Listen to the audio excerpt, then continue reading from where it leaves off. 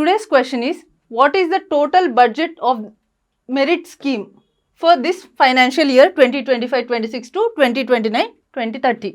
Merit పథకం కింద మొత్తం బడ్జెట్ ఎంత అంటున్నారు. సో ఇక్కడ మనకు ఆప్షన్స్ ఏంటి? 3500 crore, 4200 crore, 5000 crore and 6200 crore. మనకి కరెక్ట్ ఆప్షన్ వచ్చేసి 4200 crore. అసలు ఈ మెరిట్ స్కీమ్ అంటే ఏంటి? Merit scheme is nothing or multi disciplinary education in research, innovation and technical education. Multi disciplinary education and research and innovation. So ఈ merit scheme ఓవరాల్గా ఈ research and innovation మీద focus చేస్తుంది. ఎక్కడ? టెక్నికల్ ఎడ్యుకేషనల్ ఇన్స్టిట్యూషన్స్లో research and innovation and quality education provide చేయడం కోసము ఈ మెరిట్ స్కీమ్ని తీసుకొచ్చింది. సో ఈ మెరిట్ స్కీమ్ కింద టోటల్ బడ్జెట్ వచ్చేసి మనకి 4200 crore. ఈ 4200 crore 21,000 crore అనేది మనకి వరల్డ్ బ్యాంక్ ఒక లోన్ అసిస్టెన్స్ లాగా ఇస్తుంది.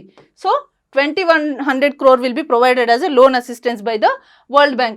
సో అసలు ఎన్ని టెక్నికల్ ఎడ్యుకేషనల్ ఇన్స్టిట్యూషన్స్ని ఈ మెరిట్ స్కీమ్ కింద ఉన్నాయి అంటే 275 ఇన్స్టిట్యూషన్స్ ఈ స్కీమ్ కిందికి వస్తాయి. So out of these 275 institutions 175 are the engineering colleges and the 100 institutions are the polytechnic colleges.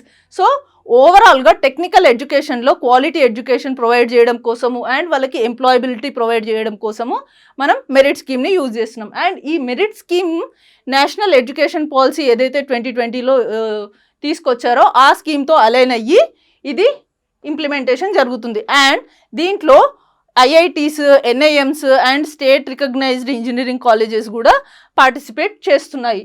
So engineering కాలేజెస్లో మనం చాలా వరకు చూసినట్టయితే ఎడ్యుకేషన్ అనేది అంత బాగోదు.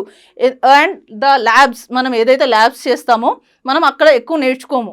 కానీ ఈ స్కీమ్లో ఏవైతే ఈ 275 ఇన్స్టిట్యూషన్స్ ఉన్నాయో వాటిలో ప్రాపర్ క్వాలిటీ ఎడ్యుకేషన్ ప్రొవైడ్ చేస్తూ ఎంప్లాయబిలిటీ స్కిల్స్ని కూడా జనరేట్ చేస్తారనమాట.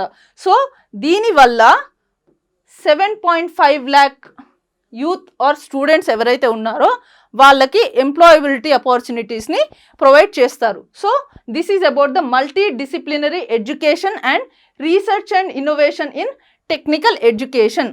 సో దీని బడ్జెట్ వచ్చేసి 4200 crore అండ్ 2100 crore ఏదైతే ఉందో అది మనకి వరల్డ్ బ్యాంక్ అసిస్టెన్స్ ప్రొవైడ్ చేస్తుంది.